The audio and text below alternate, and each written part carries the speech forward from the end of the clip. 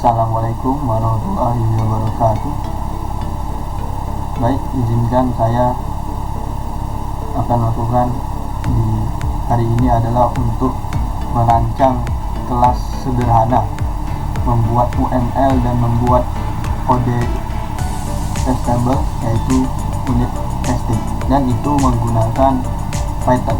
Jadi saya akan menjelaskan konsepnya melalui UML diagram yang kemudian diimplementasikan di codingan Python, dan kemudian kita akan mentestingnya.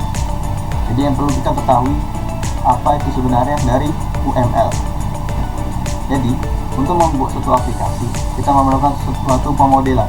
Seperti kita misalnya membuat rumah, maka harus ada modelnya, maka sudah harus ada cetak birunya atau diagram kasar yang harus kita tahu sebelumnya.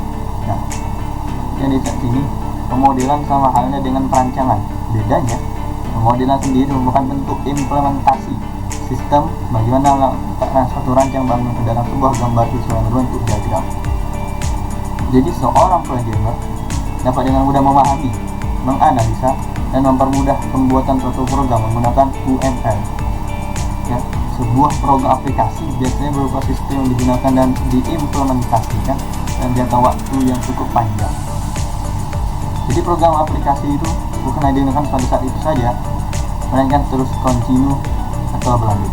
Karena tentu aplikasi yang atau sebuah project yang kita kerjakan, yang kita buat, harus kita ingat, kita semua berharap bahwa itu akan dilaksanakan di suatu hari dan dikembangkan terus menerus. Nah, di sini saya akan menjelaskan dulu diagramnya. Jadi saya memilih yaitu book atau buku di project saya pada hari ini. Jadi yang pertama kalinya itu adalah book. Book itu adalah kelas, ya.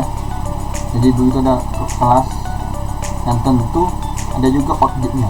Bisa kita tambahkan buku sejarah, buku pelajaran matematika dasar, buku kalkulus 2, buku ilmu pemrograman. Nah, itu bisa kita masukkan nanti di book ini, karena book ini adalah kelas dan tentu ada objek yang bisa kita masukkan dalam.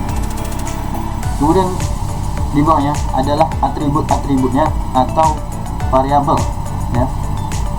Nanti title ini maksudnya judul dengan menggunakan string, misalnya judul tadi judul buku sejarah. Kemudian author ini adalah penulis dalam bahasa Indonesia, ya, menggunakan string, misalnya penulisnya adalah Budi ataupun Angga dan yang lain. Kemudian year itu tahun, menggunakan tentu integer, menggunakan angka, misalnya 2007 ataupun 2010 ataupun 2025. Nah, kemudian borrow artinya dipinjam, ya. Jadi nanti dipinjam itu statusnya adalah bold atau true, ya. Dipinjam, kalau sudah dipinjam berarti true, kalau belum dipinjam berarti bold. Di sini kita tulis belum dipinjam dulu. Nah, jadi ketika sudah kita menentukan ini, maka nanti akan tersimpan di sini seperti variabel yang telah kita pelajari sebelumnya. Jadi di sini namanya atribut, ya, atau variabel. Ketika kita ingin masukkan sebuah data, bisa masukkan sini dan akan tersimpan dan bisa kita panggil di kemudian, ya. Nah, kemudian di sini adalah fungsi atau metode, ya. Jadi ada fungsi metode pinjam. Jadi nanti kita bisa meminjam buku dan bukunya apa? Datanya dari atas tadi. Jadi kita bisa melihat datanya itu dari mana. Nah, kemudian ada tunggu. Kalau ada yang meminjam, tentu ada yang mengembalikan.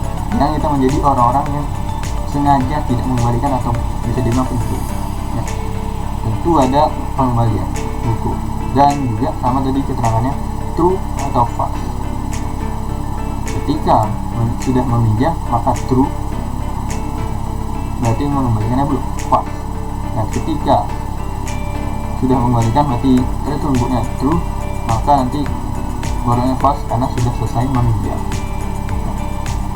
Jadi dari diagram ini, kasar ini, nanti kita implementasikan pada di sini. Visual Studio Code ya. Kita implementasikan ke situ. Jadi gunanya ini untuk membuat kita mudah menganalisa, mudah mencermati apa saja sebenarnya inti atau konsep sebenarnya dari kode-kode yang kita buat ya. Nah, kita buat sini. Nah, itu tadi yang kita buat kelas buku. Ini adalah kelas. Nah, kemudian kita buat ini ada konstruktor ya, ini kita buat atribut yang tadi yang sudah kita bahas tadi. Kita masukkan judul, penulis, author di tahun, year. Nah, tadi is borrowed, kemudian kita ganti sini sedang dipinjam pas. Jadi ini ketika kita ingin memasukkan data nanti, maka kita tinggal masukkan data karena sudah kita buat ini atribut. Itu juga harus menggunakan bias ini ya. Kemudian masuk ke metodenya, kita tentu dengan mengetahui apa info buku, apa sebenarnya buku-buku yang ada. Nah, jadi cara menggunakannya seperti ini. Kita buat fungsi info buku, kita panggil save yang di sini. Kemudian kita print judul tadi, yang kita panggil save judul.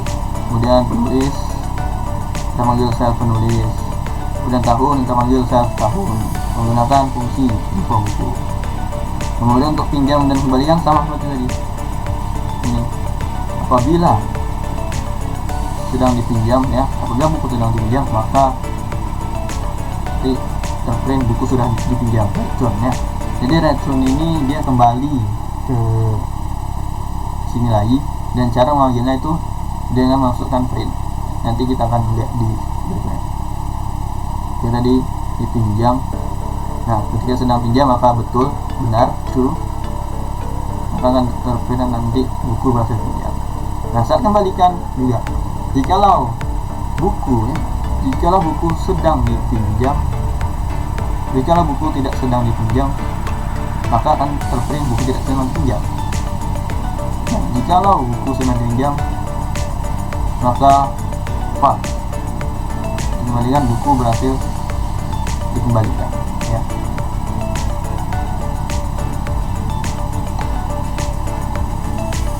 Nah, kemudian kita print program OOP buku.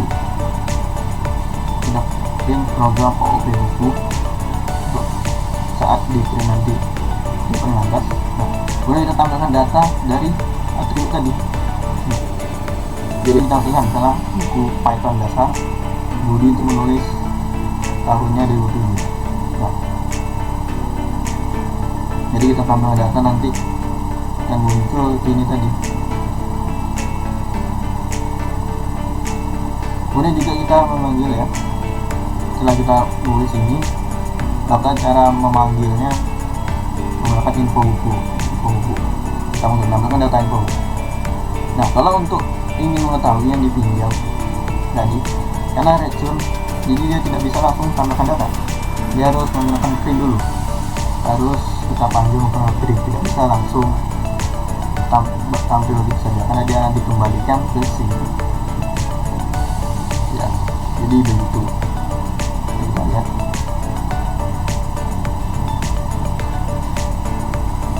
Nah,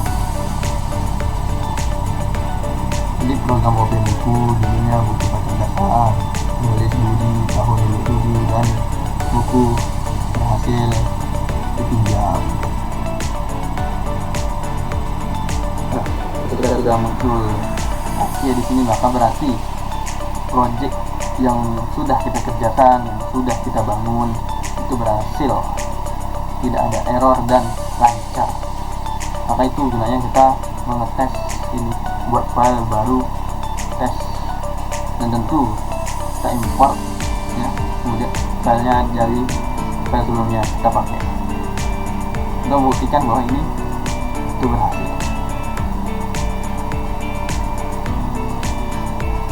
Sekian, wassalamualaikum warahmatullahi wabarakatuh.